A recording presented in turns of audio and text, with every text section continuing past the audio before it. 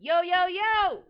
It's your girl Rose Gold, and you are tuned in for another episode of Heartbreak Hill Podcast. It's been too long, a little too long for me since I had the pleasure of being able to talk to y'all over this here airwave. But I'm glad to be in y'all presence. Check it out. We got some emails at the very, very end that I'm going to read. There's a question that I received. I did get the permission of the recipient, or excuse me, the sender of the email. I can go ahead and read a question out loud, and I can go ahead and answer it. There's a lot of episodes we got coming out, and I could not do a whole episode around the question, but I do think that it was worthy of answering. So make sure you stay tuned all the way to the end to hear me read out the question from one of our listeners. All right. Now today we hot, we ready. We might even be a little bit bothered. All right. We're gonna be talking about something that if you haven't experienced it or heard about it personally in your own family, I'm sure you know or have met somebody, even if you didn't know it, that has experienced this, okay? And we're going to be talking about molestation in the family, okay? Molestation in the family, rape in the family, sexual assault within family. And when you hear me using this term family, right, I'm not talking about just blood, all right? This is going to be related to any sort of individual that you may have loyalty or respect to. Okay, so it could be aunties, uncles, cousins. Okay, but also church members, school members, team, coaches, things like that. All right. So quick look. I want to give y'all some quick little facts on molestation and rape in the United States. Okay, these are on children specifically. Every 9 minutes, Child Protective Services finds evidence of sexual abuse to a child. Anybody under the age of 18. Okay, 310 assaults out of 1,000 assaults a month are reported. Okay, so if 1,000 sexual assaults happen, only 310 a month are reported. Okay, let that sink in. 2 out of 3 victims are ages 12 to 17. Okay, that's both boys and girls. Now, I was surprised when I read that because I always thought, people of abuse was like 5 and 6 and 7 and stuff like that. It ain't always just that age group. Okay, 2 out of 3 victims are between the ages of 12 and 17, and that's a mix of both boys and girls. Okay, now people who have been sexually assaulted or sexually abused are 4 times more likely to abuse drugs. Okay, 93% of predators are known by the victim. Okay, let that sink in. 93% people, that's big. 93% of those children that I was telling you about earlier were assaulted or raped or molested by somebody that they knew. Okay, now out of that 93%, a little bit over half of that are people that are directly related to them by blood. Okay, now I wanted to go ahead and make sure I started with some facts and some sort of ground um, math because numbers don't lie. Okay, men lie, women lie, numbers don't lie. This is a common problem, people. This is a very, very common problem, and it's something that is not talked about enough. Okay, and I'm here to talk about it today. Now, one of the reasons I think that it's so popular in our communities, and this is nothing. I'm not even gonna make it about race. Okay, this is just communities as a whole human race. One of the reasons I think that molestation in the family is not talked about is because of lack of accountability to the abusers. You know what I mean? And even in my own case that I'm going to get ready to talk to y'all about in a minute, a lot of times people don't report things, or the things that they do report are not taken seriously. You know what I mean? Or they're not investigated or handled in the way that they should be. And I think that that can add to a predator's stimulation as far as them wanting to keep doing it and wanting to keep doing it. You know what I'm saying? It got to be talked about and it got to be exposed. And it's just that simple. It's just that simple, okay? Now, I'm going to be talking to two groups of people today. I have people that were denied justice and the people who ignored justice, okay? Now, the people that were denied justice, this is for the people who maybe nothing happened to your abuser after you reported it. Nobody believes you. Maybe that person failed to acknowledge. Maybe you did approach them about what they did to you, and they maybe failed to acknowledge what they have done to you. Okay, those are. I was in that. I've been in that category myself. Denied justice. Okay, and I also got something a little bit towards the end for people who ignored justice. Okay, Now, people who ignore justice, they're going to fall into this category. This is you if maybe you witnessed a rape or a molestation and didn't report it like you should have. Or maybe your child came to you, whether they were still a child or an adult, and told you that something happened to them sexually and you did nothing about it. Okay? Maybe you defended a rapist or a predator. Okay? Because of your ties of connection with them. Okay? And this can include children. You know what I mean? Maybe you protected someone in the situation when they really were wrong. Okay? I got something for you too, because I've been in both categories. I've been a person that has been denied justice, and I've been a person who also did not report what I had seen is real. So just so y'all know, this is a no judgment zone. We here to talk about something for everybody, as long as we talking about it. You hear me? Now, being denied justice is kind of like being hit by a bus or a train and then nobody taking you to the doctor to get you fixed. Nobody doing anything to make you better per se, right? And I think that when you are denied the justice for somebody molesting you or hurting you or being sexually inappropriate to you, it can change the way that you do things. Okay? It changes the way that you love. It changes the way that you see others. It changes the way that you see yourself and your body. It can even change the way that you see the opposite sex. Or if it was the same sex, it could change how you see the same sex that did that to you. But it's traumatic and it's mind altering. Okay?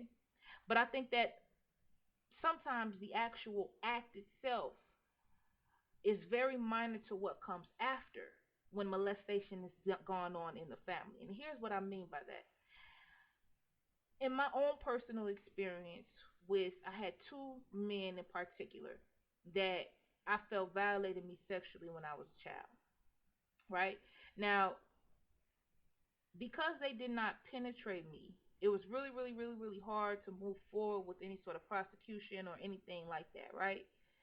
But the actual act of them trying to sexually assault me, right? Or them trying to proposition me for sex, that was actually small compared to the backlash that I got after.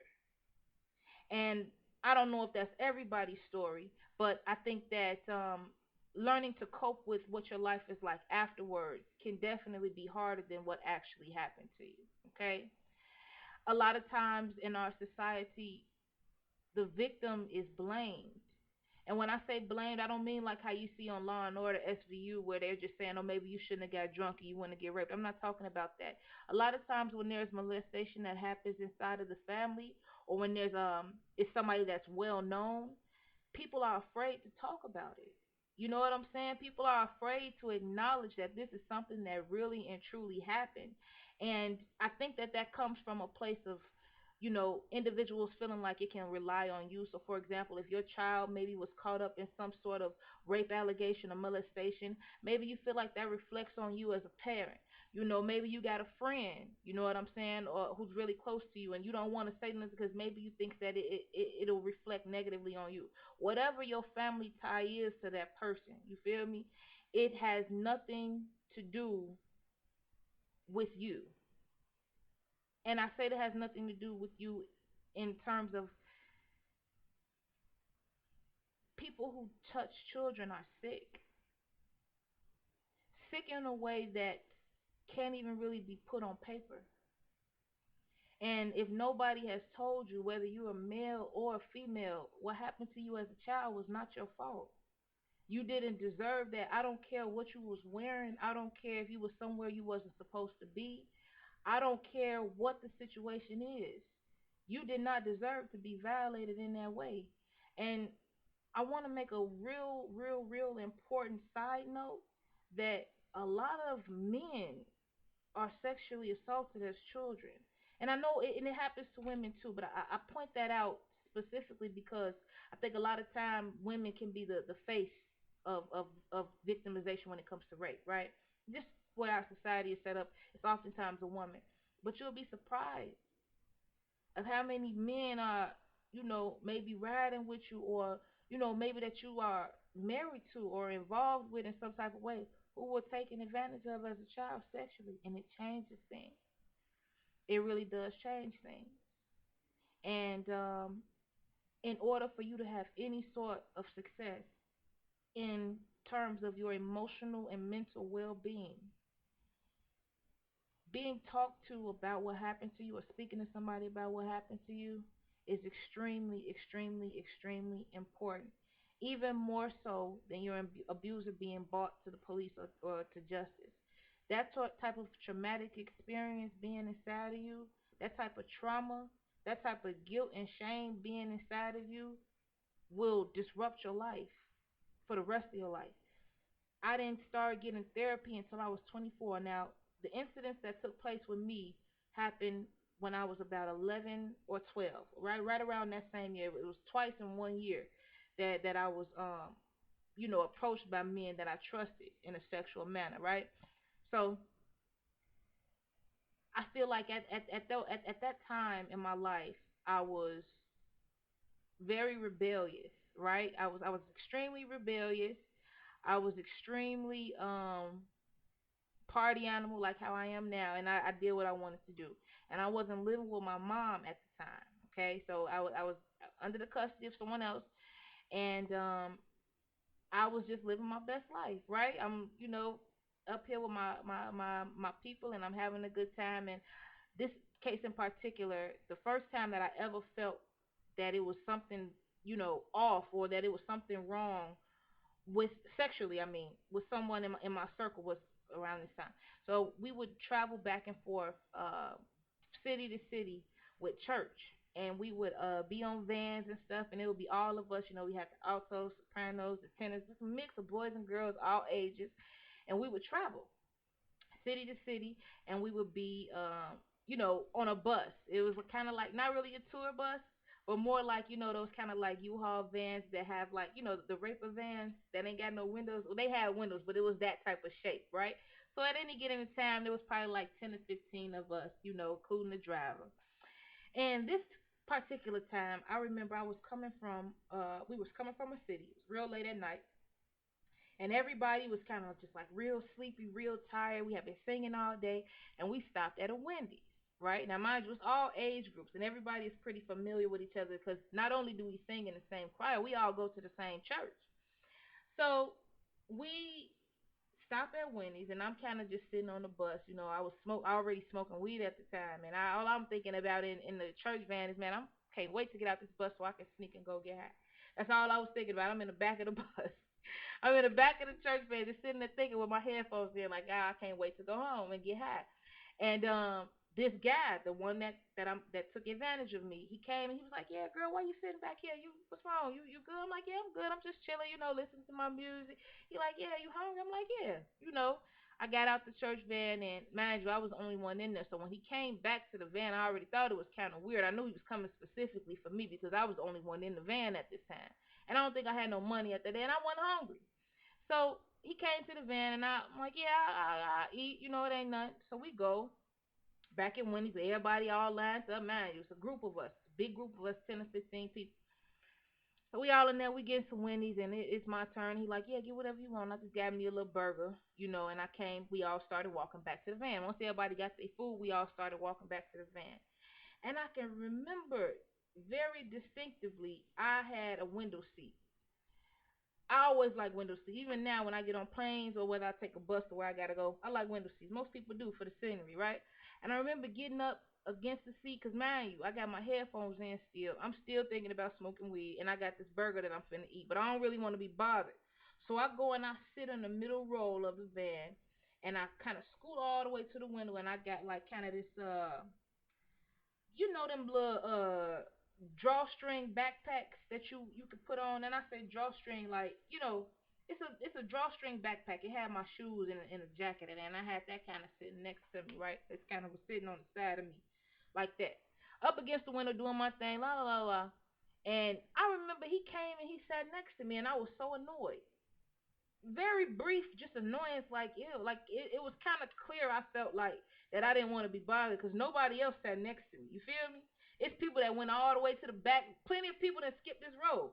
So he came and you gonna sit next to me, and I just remember being vaguely annoyed. Now if we to give you a visual, this is a grown ass man. This man is like 40 something. You feel me? And I'm like I said, either 11 or 12 at the time. I can't really remember exactly which age I was. But anyway, I'm annoyed. But you know what I'm saying? He did just buy me something to eat, and he cool for the most part. You know what I'm saying? He never really got on my nerves at church. He wasn't like all the other adults where he was always constantly trying to lecture us. You know what I'm saying? He was cool, so I'm like, why not, dude? Go ahead and sit down. And it wasn't like I could tell him to move anyway. It's not my car. So he came and he sat down next to me, and I can remember when he sat down next to me, he sat down, but he had like 3 or 4 bags with him. So I'm like thinking to myself, like, where the hell he get all these bags from? I remember having him having all these bags when we got in here. But that's significant because the way that the seats were set up, it was like bags, him, my bag, and then me. You feel me? He didn't like put no bags more bags in between us besides my little small bag that was there. It was like nobody else could sit on the other side of him. You know what I'm saying? And these ain't small rows. These is like y'all know rows of a van. You feel me? Nothing. So I'm peeping all of this, but I'm too in myself to really care or to really mention it. It's not big enough for me to say nothing about it. So I'm doing my thing. I got my headphones in. I doze off. Boom. I doze off for I don't know how long. All I do is I remember when we went over a thud. Like we was driving, I think we was on the highway or something like that. We went over kind of like a bump, and I woke up. You know what I'm saying? Kind of briefly, not startled up, but just kind of opened up my eyes. And when I opened up my eyes, he was laying on my bag that I had sitting next to me. Now the story was always that, and I say story because I ended up telling this to the people at church. The story was always that I let this grown man lay on my lap. That was not the case. But even if I had, he put his head on my lap and I didn't tell him to give up, it still wouldn't have been no type of excuse that could have made that okay. But anyway, I wake up and he's like laying on my back that I got right here. So I look. Now the bag is kind of sitting on my lap, and I'm like, man, I go back to sleep. Ain't nothing. You know what I'm saying? We all tied. Everybody tied on this bus. Everybody laying on top of each other for real. Not on top, but everybody leaning on one another. So he leaning his head on my bag. Now the bag is on my lap. I'm not gonna stun. I'm feeling it's a little weird, but I ain't really think nothing of it. I go back to sleep. I wake up again. Now this time it's not no thump, it's not no bump, it's not nothing. I wake up to this grown 40-year-old virgin hand up my skirt. And when I say up my skirt, I don't mean like how what I'm saying. If a pervert is a pervert, he might like to put his hand on your thigh or something like that. I mean like all the way up my skirt to like the coochie part. And I had on a long, we was coming from church and we had I mean not church from singing. And choir rehearsal you have your top and you have your bottoms. We all in uniform, pretty much the same colors. You know what I'm saying? I had on a black skirt and a white button up blouse. Now my skirt hit my knees at least. They wasn't gonna let you wear no shorter no way. So this man literally, you feel me, is up under my skirt, hand all the way up. So I wake up startled instantly. I'm like, hey y'all, he got his hand on my skirt. Just like that, right? Now most of the people that's on this bed on this bus is asleep. They ass is all knocked out. So I'm like, hey y'all, he got his hand on my skirt. Don't nobody say nothing. Not the driver. The driver wife was sitting next to him. She don't say nothing. Everybody in the car is quiet. I say it again. I'm like, hey man, this man got his hand on my skirt. Just like that. Top of my lungs. You know what I mean? Because now, I don't know if I'm supposed to stab this man. I don't really know what I'm supposed to do. So I'm like, hey man, this man got his hand on my skirt. So the driver wife, she from the low end, right? I love her to this day. She like, you don't hear what the hell she just said? She just said he got his hand up her damn skirt. He like, yeah, he nervous, he driving, cause he a man of God. He don't really know what to do. It's not funny, but I'm laughing looking back because that was a crazy scene, like out of a movie. You feel me? So he nervous, he driving. He like, yeah, I heard her. We got to get somewhere, and it was raining real bad. He like, we got to get somewhere. And he like, we gotta get somewhere and park this car and be cool. And she like, yeah, we need to hurry up and do something because I just heard what she said, and everybody else acting like she ain't here. I'm like, right. You know what I'm saying? I'm in the back now. Dude that's sitting next to me that just did this Mark is like a statue, y'all. I'm talking about he like so rigid. He is so frozen in place. Literally, his hands is on his lap, his back is erect, and dude is just there like this, not saying one word, not a peep, right? We probably like about 5 or 6 minutes from where he lived at. The lady that was sitting in the passenger seat, she wake up one of the other passengers. She like, wake up right now. Is something going on? This she just said, Tierra just said this man had his hand up a skirt. So he called my people. He like, I'm gonna listen. I'm gonna call, your guardian and let them know what's going on and stuff like that. I'm like, okay, that's fine. So by the time he wakes up and all of that, we dropping the man off. As he getting off the car, he like, man, I would never do that to a woman. I'm like, yes, you did. Yes, the fuck you did. I said it just like that. And the pastor was like, hey, watch your mouth. And I'm like, yeah, I'm gonna watch it. But yes, he did. You know what I'm saying? Just like that. Man, he get out the car, my stop next. Now, not only is this Mark in the same church, same choir as me, this pedophile pervert I'm telling y'all about, he stayed not too far up the street from me. You feel me? So after we drop him off, so mind you, all of this is taking place while we on our way back from out of town. We just got done singing. Everybody getting dropped off home. So dude, he get dropped off. You ain't do that. I'm like, yes, the fuck you did. The pastor checked me like, hey, watch your mouth. My house is next. Soon as I get in the door, you know what I'm saying? My people, she on the phone, she snapping because I guess by this time one of the pastors in the car, one of the pastors that was in the one of the pastors that was in the car that said he was gonna call and let my people know what was going on. She snapping as soon as I open the door. You know what I'm saying? And that's why I love her to that day. That's my auntie. You know what I'm saying? I love her to this day because when I got in the door, she was already snapping because they tried to like call her before I was able to tell her what was going on. You understand what I'm saying? To like, man, she lying. You know what I'm saying? My auntie was like, man, hell no. I know she bad. I know she rebellious. I know she smoke weed. I know she do all the things a kid ain't supposed to do. But she not gonna lie about no man touching on her like that. And my auntie was right, and that's why I love that lady to this day. It ain't nothing she can't ask me for, cause she went against the whole church. And this is what I mean when I say after that is when shit kind of got real because I still had to go to church. You know what I'm saying? This was probably on like a Thursday or something. I still had to go to church on that Sunday. You feel me? And all throughout them days, from Thursday to Sunday, people was calling my auntie and she was checking their ass. Like, man, she not gonna lie. If you don't want to hear what she got to say, kiss my ass. If you don't believe her, kiss my ass. And then it was people that was calling her like, telling her I should get a whooping because when he laid on my bag, I should have told him to get up.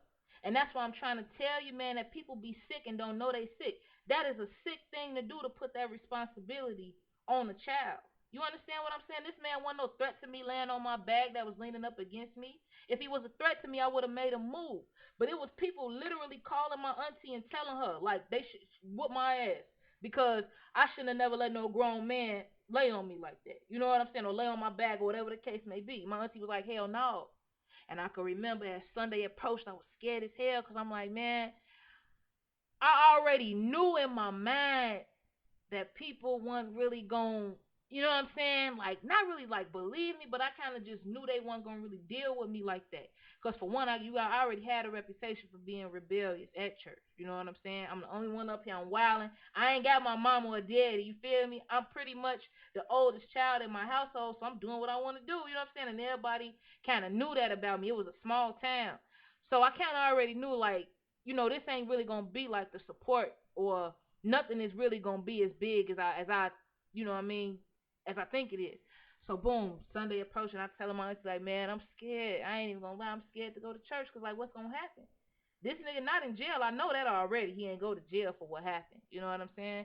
She like, man, you gonna hold your head up and you gonna walk in this church, and if anybody tell you or ask you what happened, you gonna tell they ass the truth. And if you don't want to talk about it, you gonna tell them you don't want to talk about it. And that's exactly what I did. And when I walked in church, man, you could just kind of tell, like, cause first of all, this guy that did that, he was like a cool nigga, like he was super cool, like you could just tell that majority of them was on his side. And then on top of that, he had a lot of family at that church. You know what I'm saying? So it was really on then, you know what I'm saying? And I could kind of tell like it was a lot of women in the church whose daughters I hung out with. They kind of like distanced themselves from me. You know what I mean? It was an isolating thing. And there was no criminal charges ever brought against that man as far as like the law is concerned. But I do remember like probably like maybe 2.5 to 3 weeks after that, he disappeared. And I never seemed to talk to his ass again. And then when I did, just happened to random. I remember I ran into him randomly. I was traveling somewhere, and I ran into him randomly, and he looked like he was getting ready to die and fell over. You know what I'm saying? He was gonna die. He looked it real, real, real, real bad, and I never seen him again after that. And that was that on that. Okay, so perfect example of you know being denied justice in a way that I had one person out of 1,000 that was willing to stand by me, and that was my auntie at the time. You know what I'm saying? But outside of that, it was isolating. It was an isolating feeling. I never felt like nobody really believed me like that, and then on top of that, like I had to see this man at church. You know what I'm saying? Because my auntie, like, the truth is the truth, and that's your shield, and it was. So I still had to go to church and shit like that, but I still had to see him after that. You know what I'm saying? Now there's people that walk around for years where there's family members. I'm gonna tell you another example of where I felt like I was denied justice. Now this particular individual was not my bloodline family member. You feel what I'm saying? There was no blood shared between me and this guy, but he was kind of like married into our family. You know what I'm saying? And been around him my whole life. He was always cool, always, you know what I mean? So life happened to where I ended up under the residence of this guy. And I was there, you know what I'm saying? It was really there. I was under his wife's care, but he was there.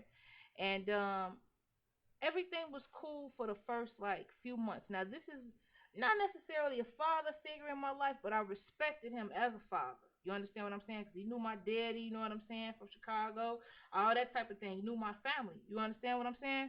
So he was a father figure in that manner, but he just never was like, I never went to him for advice or nothing like that. You feel me? Anyway, life happened to where I'm under their roof now. You know what I'm saying? And up until the incident that took place. Now, mind you, this is after what happened with the man at church. And after what happens with the man at church, I ended up living with somebody else. And this guy, I didn't know that he was a pedophile, but I knew that he was a trick. And I mean trick as far as like I knew that there had been several occasions where I had heard my mom talking about him trying to buy sex from her, or I had heard just little things that you hear as a kid that you never forget. I had heard about this man. You feel me? I'm saying never thought none of it because I never ever ever I never just seen him in the light that would like kids. So there was little things that led up to the incident that happened on Memorial Day of that year. And little things, I mean, like I could remember one time, when nobody home but me and him, and I was getting out the shower. And I remember I had a towel on. My room was in the basement because, mind you, I'm living in a house at this time. They had guardianship over me. I remember I was getting out the tub one time, and he was right there. You know what I'm saying? Like now, it's only me and him at the house. He was right there. Now, thank God I'm able. I'm covered. But it's like, what is you doing down here? You feel me? It's a whole nother bathroom upstairs. I'm the only one down here. I played basketball a lot back then. I'm getting ready for basketball practice. You know what I'm saying? Like, I'm coming back from basketball practice. I mean, what's up? What you down here for? But I ain't say that as a kid, as a child. You know what I'm saying? It wasn't my place. I'm, hey, uncle. You know what I'm saying? I hurry up and scurry on past, go in my room, lock the door, put on my clothes. There was another time where he was like, we was going somewhere. Very active family. We was getting ready to go somewhere, and I remember I was the last person in the house. I was getting ready to grab my purse. I really liked the purses back then. And I was getting ready, went back in to grab my purse, and he was in there sitting on the couch, and his daughters and wife and everybody was already outside. And he was just like, I want to pull me to the side on something. He was just like, yeah, I just wanted you to know if you ever need anything, you can ask me. And if it's some money or anything that you need, I got you. I'm like, you know what I'm saying? Thank you, Uncle. I appreciate that. And he was just like, yeah. Now, what type of stuff do you like to have do? What type of stuff do you like? Weird question. Even back then, I knew that was a weird question. Like, what type of stuff do I like? I'm like, well, I like getting my nails done, and I like shoes and stuff. Just girl stuff, I guess. He was like, well, if I get your nails done, I'm gonna have to get everybody else nails done. He had daughters, so you know, I'm talking about something that an amount. That Mark said amount. Do y'all hear what I'm telling you? He like, I'm thinking more. If I do something like that for you, I gotta do it for everybody. I'm talking more so of like an amount of money that I could give you if you ask for it. Blew me. I'm like, no, I can't really think of nothing like that. Walked off. You know what I'm saying? Because now I'm smart. I just had this little freaky deaky motherfucker on the bus try to put his hand up my skirt, try to bribe me. Now my little Spidey said, "No, I don't want nothing. I can't think of no. I can't think of no amount." And I scurried on up out of that house. You feel me? I went in the car with the rest of the girls, and we got up out of there. Now that wasn't the freaky deaky part. So I'm just giving you measures of this is the little like seeds that this particular pedophile was planting, trying to lead up to what I'm gonna tell you. So boom, I got up out of there. We get it. You know what I mean? We gone. Memorial Day come. Never forget it. Memorial Day come, and I can remember it was me in the passenger seat, and I had two cousins in the back seat. And this guy, he was driving, he was drunk as a skunk. I will never forget. He had on like this hat, this kind of like this little straw hat. You know what I'm saying? And he was driving with this checkered up shirt. Now we was getting ready, us the girls, we was getting ready to go to what was we was going to my homegirl house. Her mama was throwing a barbecue. My homegirl Paulette house. Her mama was throwing a barbecue, and we was over there. We kicking it. You know, we was on our way over there. We ain't kicking it yet. We driving in the car. He driving drunk as hell, and I remember it being Memorial Day. And all I remember, I keep saying drunk as hell because when I walked and when we got in the car, all you smelled was beer. It was nasty. I'm like, damn, it's stinking here. But you know, I'm a kid. I ain't said it out loud, but I'm thinking that like, damn, it's stinking here. It's like beer or something in this month. So boom, we driving, and as we driving that back then, this is before I got sick and all of that, and gained a whole lot of weight. But I was really, really, really, really thin back then. And I remember my two cousins, they was like more on the thicker side. You know what I mean? Not fat or nothing like that. They just was bigger than me, you know? And we driving, we doing our own little thing, and my cousin in the back seat. Somehow we started talking about body image. You know what I mean? Now I'm extremely active at this point, so like I said, I was a lot thinner, and she, is talking about her body image. Like how she is not feeling, really comfortable with her body, and how what I mean. She feel like the skinnier girls get all the attention. Now we 12, but I'm even though we 12, I'm kind of like fake feeling shade a little bit. You know what I'm saying? Because it was like at first she was talking about herself, and that was cool, but then she started saying stuff like, you know what I mean. I just feel like when you skinny, the only reason why boys talk to you is when you skinny, and it was just like shady shit. You know what I mean? You know shade when you hear it. So I bust out. I'm like, yeah, you know what I mean. The adult in the car, he starts encouraging her, like, you know what I'm saying, no, don't worry about that. Skinny women is like this and this and that. And that. So I start speaking up for myself. I'm like, yeah, skinny people, are not all the same. And you know what I mean? I don't feel like there's nothing wrong with the way that I look either. You know what I mean? Because, man, this woman is comparing herself to me. She not one a woman at the time, but she was comparing herself to me, and it was obvious. So after he gave her little encouragement, I stuck up for myself. Like, you know what I mean? All skinny girls ain't the same. And, you know what I mean? Everybody body is different. What's going to look good on you is not going to look good on me, vice versa. I speak up for myself, right? As I speak up for myself, we pulling up to the barbecue. And everybody get out the car, and he like, hey, hold on, TT, wait a second. I'm like, all right. So I stay, and I wait a second. And as I stay there, and everybody else, they walk on in there or whatever, and they like, yeah, he like, yeah, I wanted to just tell you something real quick. I hope you didn't feel offended by what I was saying in the car. Man, he drunk as hell. I smell the liquor as he's talking. I'm like, no, I didn't feel offended. He's like, yeah, because, I want you to know you have a beautiful body.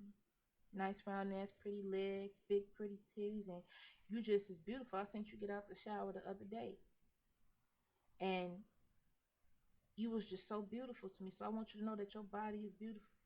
Can I see your body? That's exactly what I did. I frowned. For those of you who are listening and not seeing me, I frowned and I linked back when he ended with the "Can I see your body?" And he's like, "I'm just playing," and he started laughing. And I started laughing too. And I got up out that car and I thought about that shit all day at the barbecue. I had snuck off and I had rolled me up a joint. I really liked the joints back then. I had snuck off to the back of my mama friend house. You know what I'm saying? And I started rolling up and I'm thinking to myself, what's this nigga playing? It messed me up that whole day. So I got high and I'm thinking about it, I'm sitting behind this building. I'm just thinking to myself real hard. Couldn't shake it. So we had to go back. Now, mind you, this is who I live with. I'm under this roof. I done already told you the little dibble and dabbling he been trying to do as far as like bribing me on the low, trying to butter a motherfucker up. Now I live with him. You understand what I'm saying? So we get back. He come and pick us up. You know what I'm saying? I said, wait, make sure I go to the way back. You feel me? It was like kind of like a pickup truck. So I make sure I crawl in first so I can get to the back. You know what I'm saying? We go there, man, and I just remember I was in that house. I could not sleep that night. Because all I'm thinking to myself is, I don't know if he playing or not, but I know for a fact that what he said means that he's attracted to me. I just knew in my mind that that's what that meant, even though he ended it with just playing. So I was too scared of, because of the reaction I got last time when I exposed somebody, and I was feeling all isolated and stuff like that. I didn't want to expose him quite yet because I wasn't sure. So what I did was that next day, mind you, it was Memorial Day weekend. The next day, whatever, we go back to school.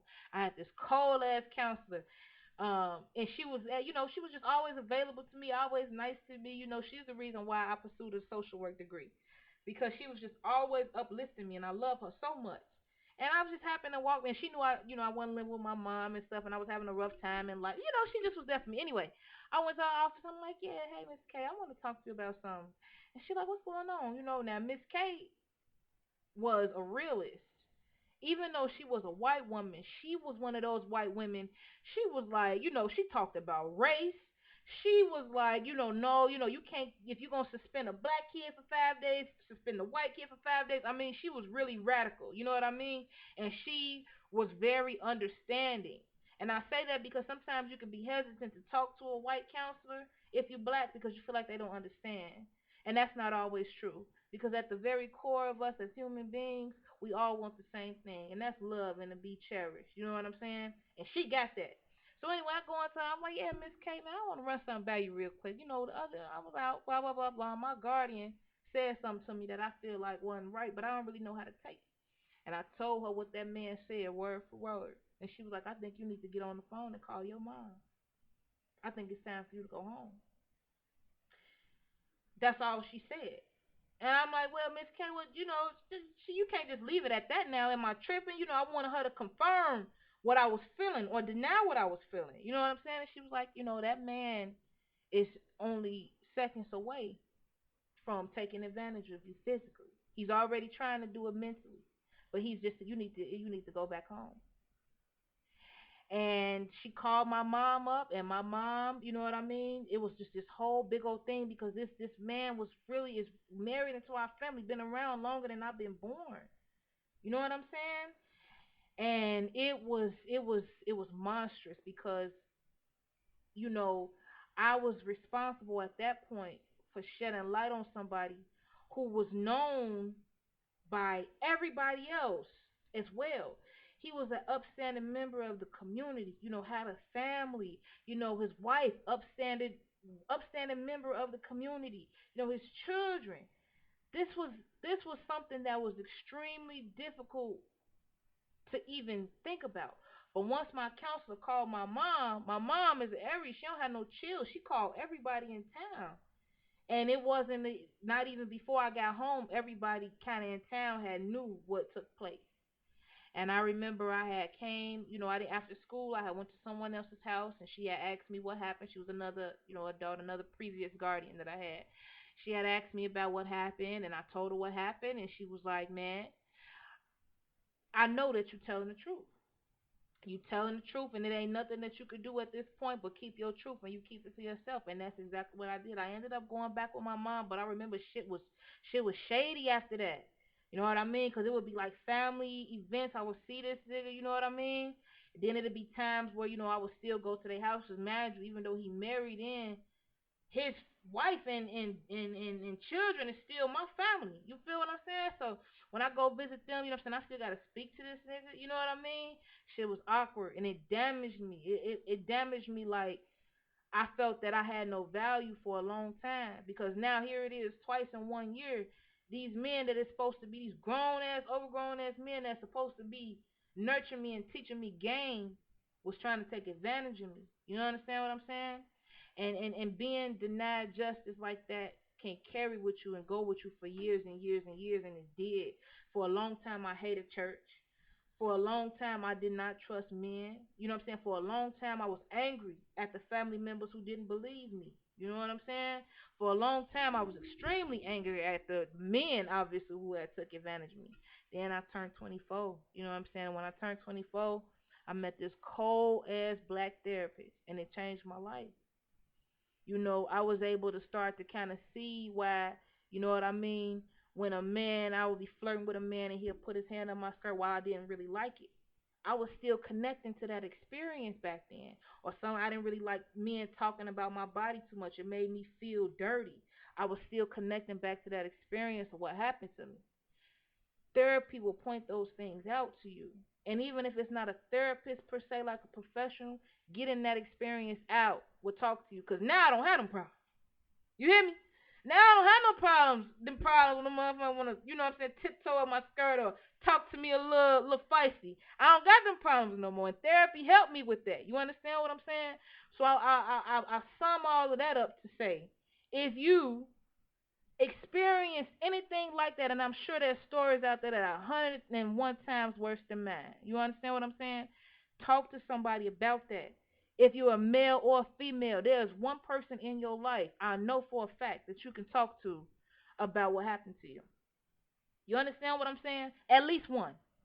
And if you don't have at least one person that you could talk to about what happened to you, or at least get it out, ask God to send you somebody. Because I'm gonna tell you something, holding that type of trauma inside of you, holding those type of things inside of you will give you cancer. It will give you poison. It'll make you ugly, make you age before your time. Holding on to those type of secrets. Nothing that happened to you was your fault. Now there are some times where, even as a child, you could be introduced to giving up your body for stuff, and then you continue to do it. Or maybe you had an adult that touched on you and you maybe felt like I didn't stop him. I could have stopped him. Let me tell you something, man.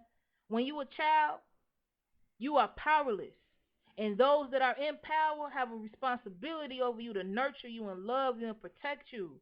You understand what I'm saying? And if anybody telling you that it's your fault because of what you wore or what you did, to hell with them. They don't know what they talking about. They sick too. They sick too. You know what I'm saying? Now, here's the other flip side to that. You know what I mean? Maybe you are an individual who you didn't take the allegations as serious as you should have, and that happened to me once. Like, nobody ever told me that they got raped, but I heard somebody getting raped before when I was 10. You know what I mean? I heard somebody getting raped, and ain't nothing worse than in the middle of the night hearing somebody have sex who really don't want to. That shit is like traumatizing, you know what I mean? And I have a social work background, like that's what my degree is for, that I'm pursuing right now.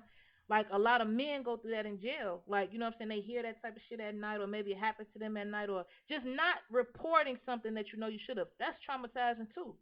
You know what I mean? Very traumatizing. Shit like that like can really mess you up for a long time, and for a while, like I just could not look at myself in the mirror after that. And I'm only 10, and I heard somebody being taken advantage of, and I ain't say nothing, and I felt like, first I felt like it ain't my business. Then I felt like I don't really know what to say because I ain't really see nothing.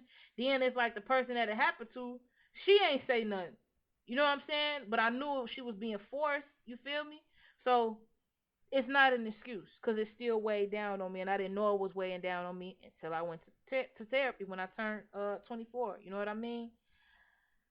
It can be other instances if maybe you're a mother of a child, or maybe it was your husband or somebody you know that's real close to you. They got accused of that, and you didn't really take it serious.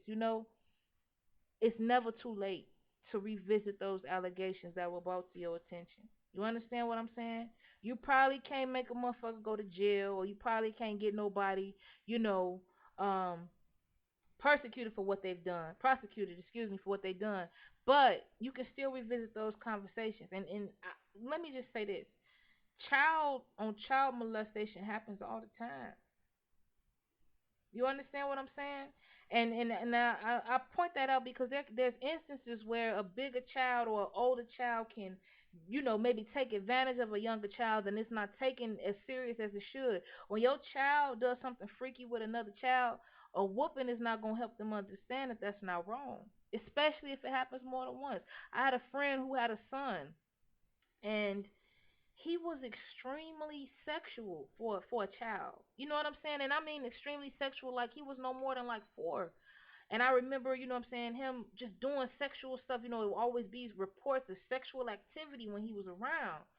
And, anytime I would talk to her about possibly getting him some help, she didn't want to. And it wasn't because she was a bad mom. She just didn't want that shame. She felt like her taking him to therapy or her taking him to get help was her way of saying that it's okay that he's done that. It's the same with the woman who was the husband, or excuse me, the wife of the man who I told y'all tried to approach me sexually with money. For a long time she defended that, not because she was a bad woman, but she was trying to stand in her duty as a wife. Or maybe you got a homeboy. There's plenty of times where niggas have homeboys who are really pedophiles. Do you hear me? I'm talking about niggas from the block who like fucking on young girls. And instead of, confront or doing something like that, you don't say nothing because you don't want it to be a reflection of you. And I just need you to know that what another person chooses to do is not a reflection of you. You know what I mean? If your husband or your brother, your cousin, or your child is experiencing or doing sexual things, get them some help. Do you understand what I'm saying? Get them some sort of help. Get them some sort of therapy. But what you don't do is you don't ignore it. You understand? Don't let pride make you feel like I'm going to keep this under wraps and I'm going to keep this to ourselves. And what happens in this house, stay in this house. And we don't need no white folks in our business. Don't do that. Don't do that because you're creating a monster. Don't ever for a second think, not mine. Mines would never do that because you'd be surprised of the people that suffer from that sickness of pedophilia. It's a real live disease and it has no face, it has no name. So that means that even the person laying next to you could possibly be one. And that's why it's important that if you um, ever ignored reports of molestation, of rape, or sexual allegations, whether no matter who it came from, revisit that conversation. Revisit that. Do what you can, even if it's just listening, because you will pay for not protecting your children. Do you hear what I'm saying? And I'm saying not protecting your children in the sense of if they came to you about something and you did not, do what you were supposed to do, and you still alive and you don't take that chance, or if your child has done something to someone else and you're not making them accountable, or your husband or family member has done something to somebody, you will pay for that. And I'm telling you this because I see it all the time. Because see, those people that were defending those rapists right now, those people when I was young that defended those men that did that to me or tried to do that to me, those people are suffering today. Sickness, illness, unhappiness, barrenness, financially unstable. Those people are suffering. And if you hear in this podcast today, you have a chance, you have an opportunity to make it right. Understand? So that's my message for those of you who were denied justice and those of you who maybe who did not investigate justice as you should, okay? Now I gotta hurry up and wrap it up, but I want to leave you with a few things, okay? In regards to predators or molesters in the family, okay? There is no face or there is no name for molesters in the family, okay? Meaning that you don't know what they look like. But there are common things that all of the men who tried to take advantage of me have. There are common characteristics, and I'm going to give you a few. First and foremost, when it comes to lust, okay? All of these individuals, both individuals were extremely, extremely lustful. And when I say lustful, I mean not being able to be faithful to their partner. Maybe, addictions to porn. I know the one I was living with, he watched porn all the time. Lust is definitely a key factor, okay? Popularity contests. Both of these men had things in common to the point where they wanted to so badly fit in with the younger crowd. They will always be in the teenagers' faces, or maybe just a little bit too overly friendly. Okay, you got to watch people like that. Okay, watch men and women like that because women can be pedophiles too. That same church that I was going to, there was a woman in that church that was convicted of sexually abusing a boy. You understand what I'm saying? So this ain't just for men. Watch that popularity context test stuff. You know what I mean? And then lastly, all abusers, okay, will be accused more than once. Both of those two men, okay, both of those two men have been accused after that. Now, whether they were, prosecuted by the law or not, I don't know. But I'm gonna tell you for a fact, real molesters and pedophiles that get away, allegations always come up again. You understand? That's just that on that. Pray for your children. I don't care if you just going to the store, and I don't care if it's your mama you leaving them with. I don't care who you leave them with, if it's your baby father, if it's your baby mother, if it's your brother, if it's your sister. Pray over your kids. It ain't got to be all fancy. It ain't got to be all, you know what I mean? It ain't got to be all nothing. Pray to God, protect my children. If anybody is taking advantage of them sexually, reveal it to me and give me the wisdom on how I should handle it. Say that prayer every time you depart from your children, because it be the people that you least expect. If you are a victim of molestation today, I want you to know that you are not a victim. You are a survivor. And those people that you think got away with hurting you, they didn't get away. None of the men that I told, like that I was just talking to y'all about, live happy, successful lives right now. They drug addicts. If they not drug addicts, they damn near, or they look like one. They bad. They doing bad, man. People don't get away with hurting you, and all of that favor that you got in your life, all the times you should have been bumped and you didn't get bumped, all the time you know what I'm saying, you got um your bills paid when you weren't supposed to get your bills paid, all the times you could have died and you could have died. Though that's evidence that there is favor over your life. And there's extra favor put over your life if you are a victim of that happening to you. God makes ways and open doors for you and gives you favor from what you have been through for somebody taking your innocence as a child. So just know that. And don't harbor that emotions. Don't harbor that feelings. There are some people who have molested you or maybe did something wrong to you, and you will never get a sorry. They will never acknowledge. Maybe you went to your mother and you tried to talk to her and she wouldn't listen. She will probably never acknowledge it. But I want you to know that God see and God know, and He see exactly what's going on. And if nobody else is going to vindicate you, God is going to vindicate you. Do you understand what I'm saying? He will always be there. He will always be there to help you. He will always be there to hold you, no matter what anybody else tells you. And on top of that, I want you all to know that there's a common thing around the world where it can be seen as like shame if you were raped or molested. It's nothing to be ashamed about. It's not in your control. There's, you know what I mean? There's sometimes just nothing that you can do when you have sick individuals around you. So don't let nobody, I say that because don't let nobody stop you from telling your story. I was told by a lot of people that I should not do this episode, that it would ruffle too many feathers, that, it would be something that would cause too much controversy. Listen here, man, tell your story, or somebody else going to tell it for you. Because the people in my life that know what happened or that was around me in those times, I'm telling this story from my perspective, and this is not to downplay or to hurt nobody else. And I just encourage you to do the same. Okay? Now, I'm going to go ahead and wrap this episode up with a question. Now, we're going to leave her anonymous, okay? But I'm going to just have her initials be N like Nancy, M like Mary. All right? I'm going to go ahead and read this episode, or excuse me, this email, and it says, "Hey, young Rose Gold, just wanted to reach out to you to let you know that your words are very inspirational and very deep. They do literally keep me on my toes." Thank you, baby. "I did subscribe. There's not one podcast that I have on your Facebook that I haven't listened to." Thank you, baby. "I want to see if you would be willing to do me a little favor and do a podcast with the topic, 'How do you know that your man is worthy?' That's something that I need to hear to maybe guide me in the right direction. I'll be looking out for it. Thank you, girl." Well, thank you for all of your kind words. I love you so much. That was so nice of you, and I'm so happy that I'm saying things that are helping you or that are encouraging you. So please keep tuning in.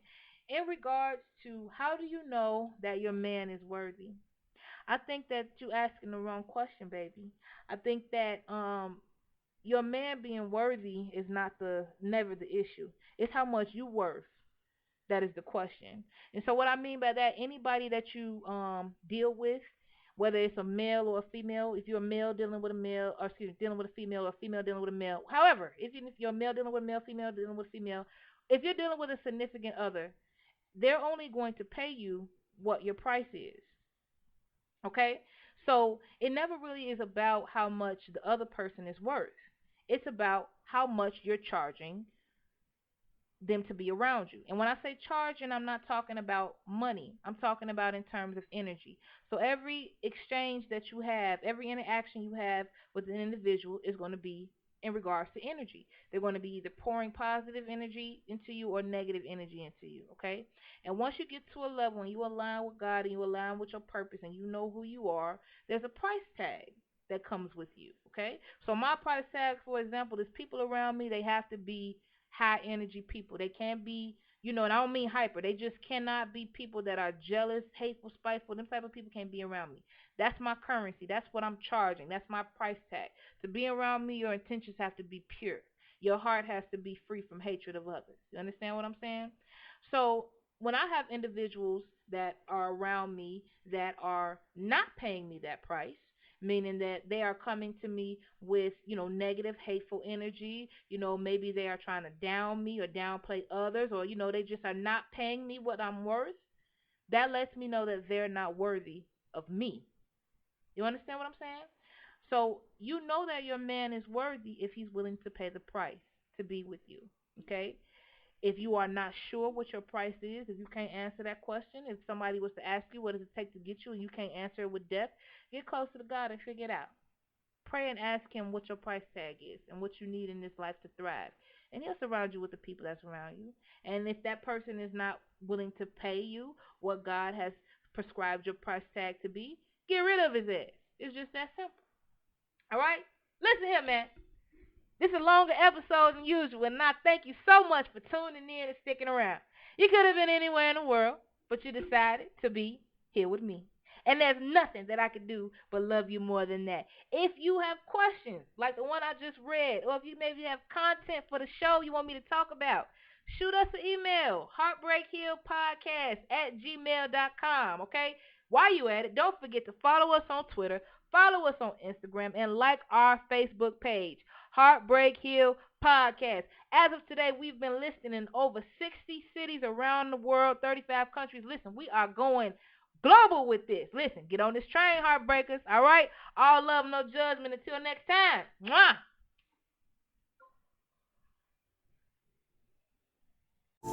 Thank you so much for tuning in to Heartbreak Hill Podcast.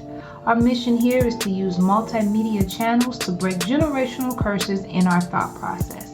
Our motto here is breaking hearts, blowing minds, one conversation at a time. Please note that our entire production is brought forth by listeners and viewers just like you. Thank you. If you'd like to support the show, please visit our website at heartbreakhillpodcast.com.